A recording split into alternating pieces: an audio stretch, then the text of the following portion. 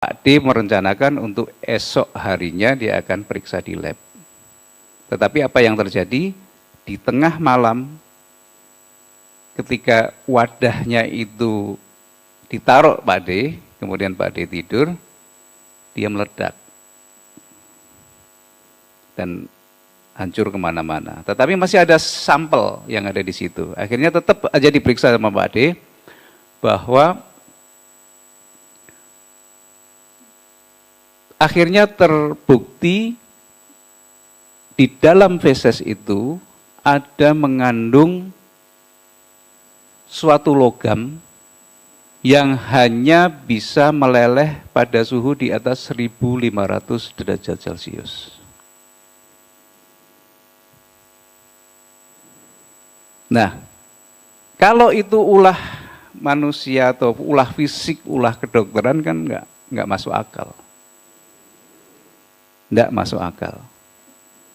Dan akhirnya Cak Nun mempunyai cara-cara tersendiri, akhirnya juga mungkin nanti Cak Nun juga bisa nambahin cerita apa yang beliau lakukan. Singkat kata, ketemu bahwa beliau disantet. Nah, ketika Tuhan menciptakan MH Ainun Najib ini mesti Gusti Allah serius banget ya. Nah, sekarang pusing sendiri Gusti Allah.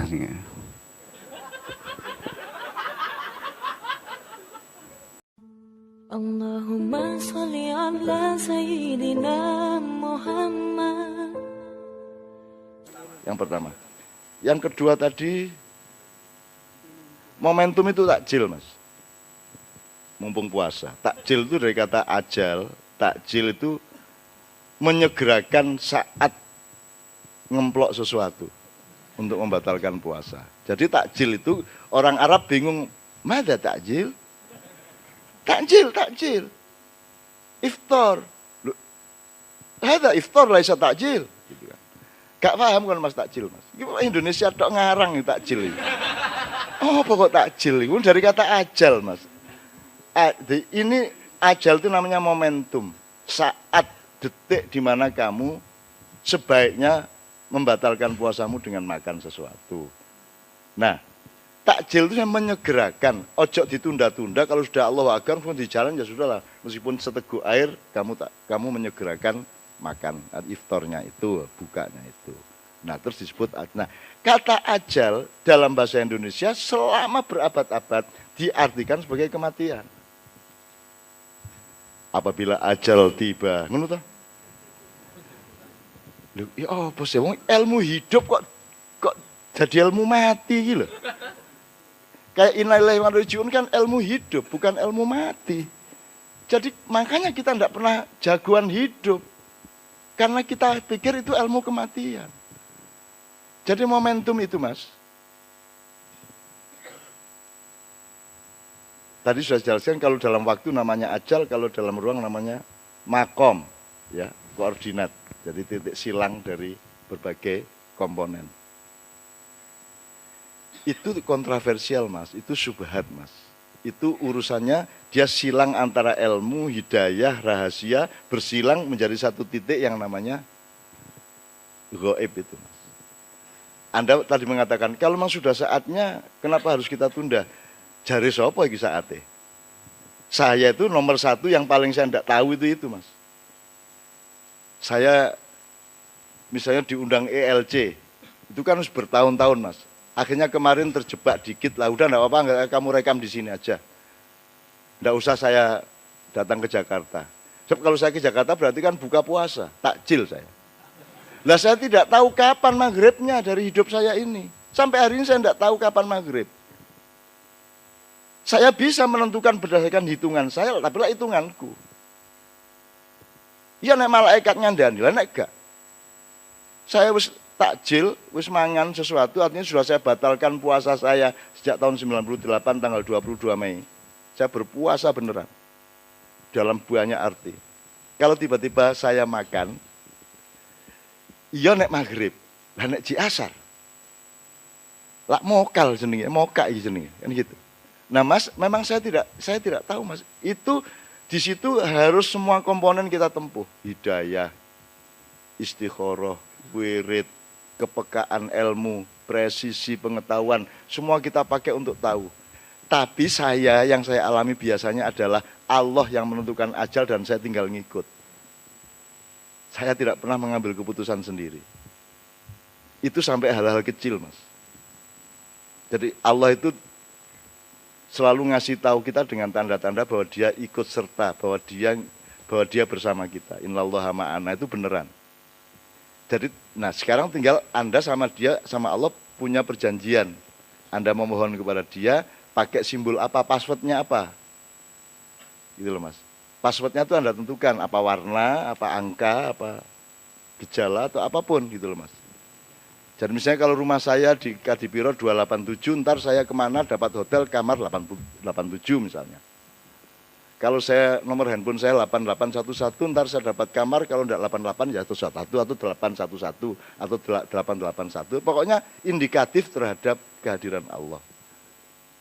Itulah. Nah, kalau itu kita latih terus, Mas. Anda jangan pikir bahwa Anda bisa menciptakan panen dan bisa melahirkan bayi. Anda bisanya akan meniduri istri. Ya kalau Anda manusia 4 min, pakai sesar. Tapi itu kan bukan ajal yang sejati. Kecuali sakit ya. Kalau kecuali memang terpaksa baru pakai sesar. Nah saya kira sesar cita-cita. Itulah manusia 4 min, Mas. Kalau saya, andaikan sampai saya diambil nyawa saya oleh Israel dan saya tidak tahu ajal itu, aku tidak apa-apa.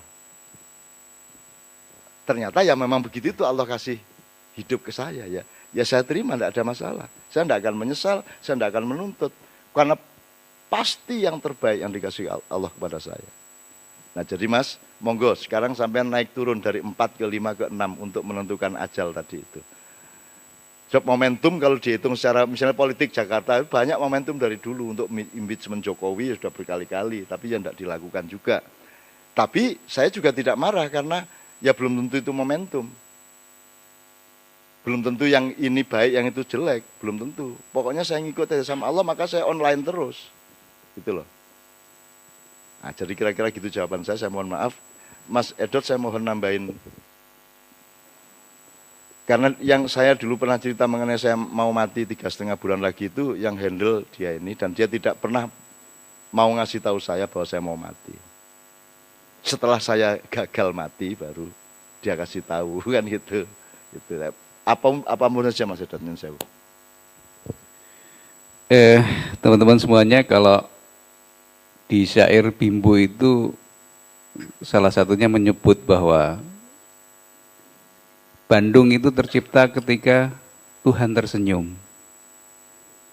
Nah, ketika Tuhan menciptakan MH Ainun Najib ini mesti Gusti Allah serius banget ya. Nah, sekarang pusing sendiri Gusti Allah.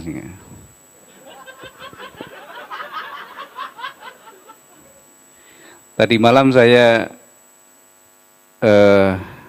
membedah buku karya beliau yang berjudul Tuhan Pun Berpuasa. Dari situ justru saya mendapat hikmah. Kenapa sih Tuhan sangat posesif terhadap puasa yang dilakukan oleh kita semuanya? Ternyata ini adalah suatu dialektika romantisme yang indah, yang sebenarnya Tuhan menginginkan kita juga posesif dengan Tuhan. Artinya, wes kue rasa ngurusi rasa ngurusi pahala yang ada dari puasa itu. Tetapi mbok kamu itu sadar bahwa aku berpuasa itu ditunjukkan oleh dalam tulisan Cak Nun itu bahwa enggak peduli kalian mau bersyukur atau tidak, maka Allah itu sangat setia menerbitkan matahari setiap pagi, menerbitkan bulan setiap malam, dan itu Allah enggak peduli kalian mau bersyukur atau tidak. Di setiap bangun tidur kita bersyukur bahwa oh ya sekarang masih kita kita hidup. Nah, saya tadi malam itu, oh iya ini suatu romantisme Tuhan bahwa supaya mengajak kita supaya posesif terhadap Tuhan, maka Allah sendiri posesif terhadap puasa yang kita kerjakan. Kita flashback lagi ke belakang. Karena sebenarnya pada kira-kira 35 tahun yang lalu, itu Cak Nun, MH Ainun Najib, beliau membacakan puisi karya-karyanya di sebuah tempat di mana ada pengajian pagi di Pak Teros, sana di Jalan Bantul. Penggagasnya adalah Keli, alumnus Gontor juga, keluarga dari Gandemarem pada waktu itu. Dan saya melihat di luar panggung dan Cak Nun membacakan puisi-puisi yang sangat dahsyat tentang Ibrahim, tentang aku masjid. Jadi itu sangat indah sekali. Nah itu kira-kira 35 tahun yang lalu.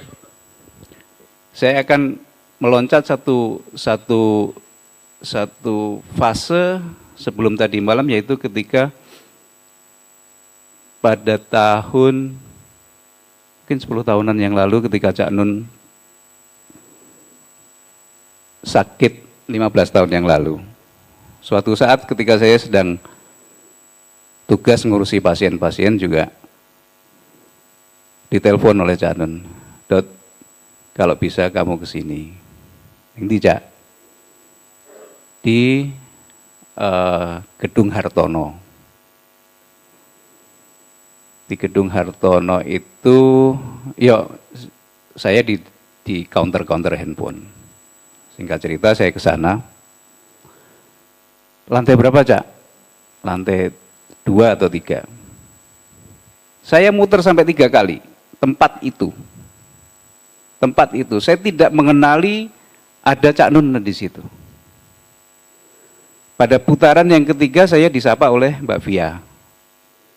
Mas, ini Cak Nun ada di sini. Saya tertegun, nggak bisa ngomong apa-apa ketika saya melihat Cak Nun, wajahnya sudah kurus, kering,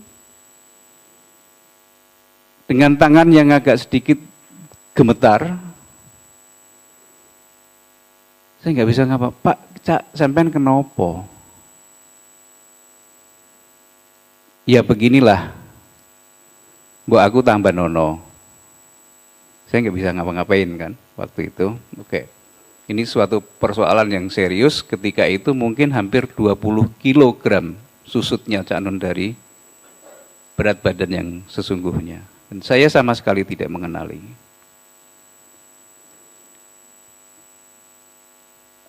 Singkat cerita, saya dengan teman saya yang di bagian radiologi memeriksa segala macam yang ada terjadi pada diri Cak Nun. Kemudian si Bambang ini teman saya radiolog yang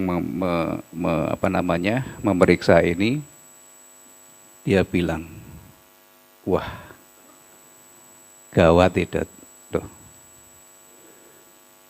Ini sangat toksik, jadi sangat beracun sesuatu yang ada di dalam kelenjar gondok. Jadi di situ terdeteksi dengan radioaktif bahwa ada sesuatu yang menyebabkan si gondok itu terserang oleh suatu bahan radioaktif. Yang menurut ramalannya biasanya begini-begini, ini 3 bulan atau 3,5 bulan sudah lewat. Tapi si Bambang itu juga ngomong, tapi aku nggak bisa cerita nggak bisa ngomong langsung ke Cak Nun. Ya sudah, nanti aku yang akan ngomong.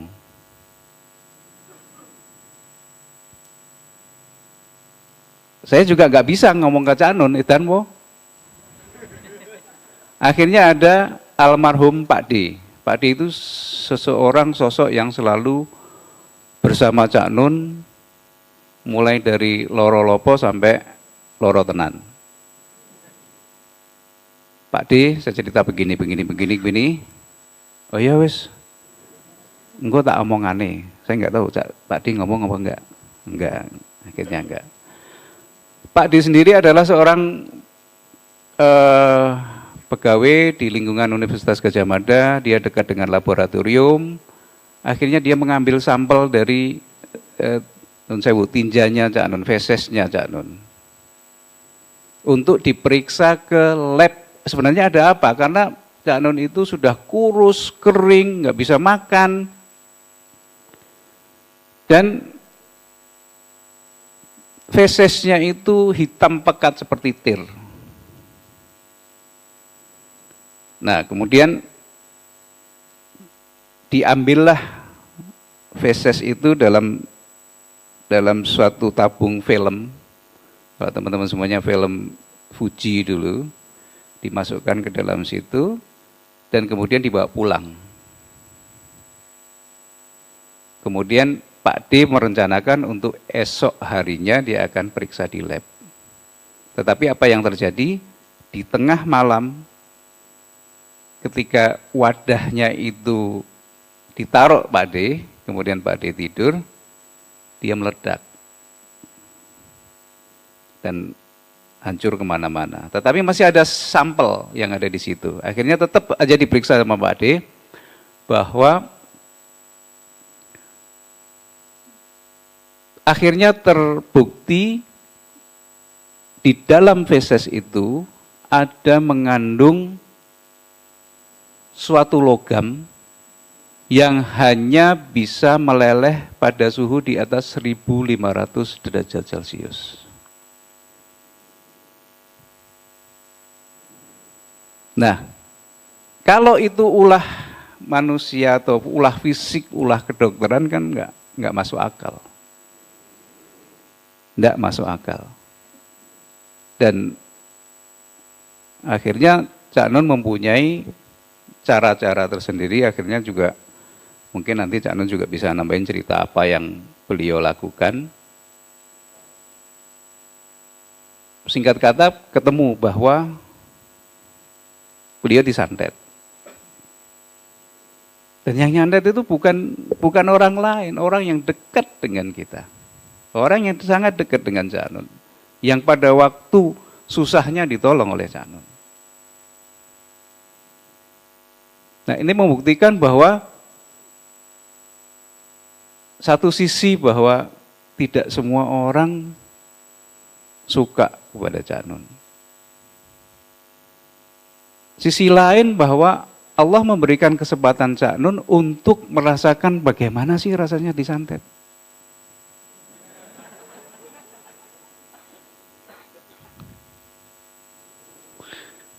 Dan di sisi lain,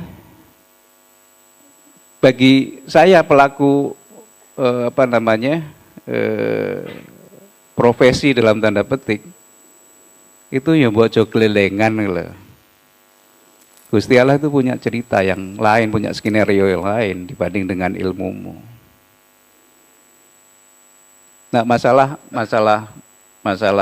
ilmu tentang kesehatan, kedokteran itu juga saya berguru banyak dengan Cak Nun. Bagaimana iman itu akhirnya mengalahkan dari ilmu. Bahwa ilmu kesehatan, ilmu kedokteran itu hanya sekuku hitamnya dari kita. Nah, itu satu poin. Nah, poin terakhir adalah poin yang supaya tidak terlalu malam nanti. Ketika tahun 92 habis lebaran, sebelum lebaran, saya diajak Cak Nun, "Dot, kowe dudo, aku ya dudo. Yo neng takjak neng Menturo." Dudo dalam artian karena istri saya sekolah di untuk jangka waktu yang agak lama. Akhirnya lebaran hari pertama sore kita bertiga dengan Mas Arif Afandi, wartawan pemimpin redaksi Jawa Pos waktu itu, dan akhirnya dia jadi wali kota Surabaya tahun-tahun kemarin. Pergi ke Menturo, ke Jombang.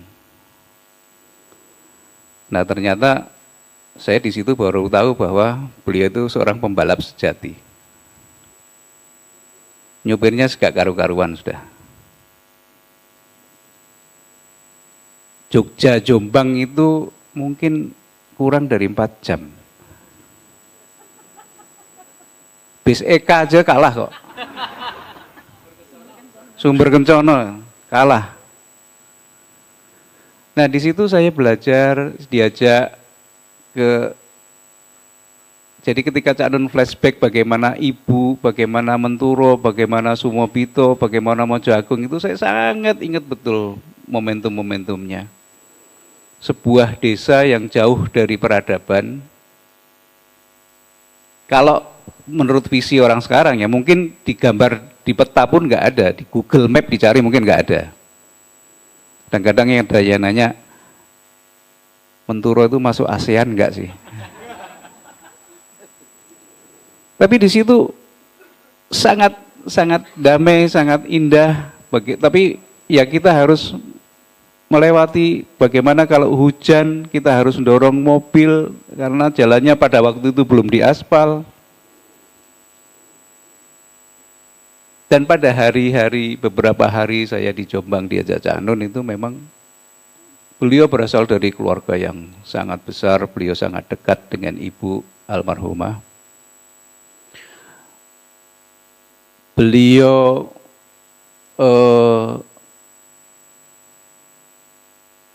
ini sangat dihormati tapi oleh keluarga besarnya, oleh bahkan kakaknya Cak Fuad, kemudian ada yang lain adik-adiknya sangat takzim kepada beliau. Nah, pada tahun itulah saya menyaksikan bagaimana Cak Nun, kemudian rembukan dengan keluarga, ingin mengadakan suatu pengajian bulanan yang kemudian akhirnya lahirlah pengajian Padang Bulan. Nah itu tahun 1992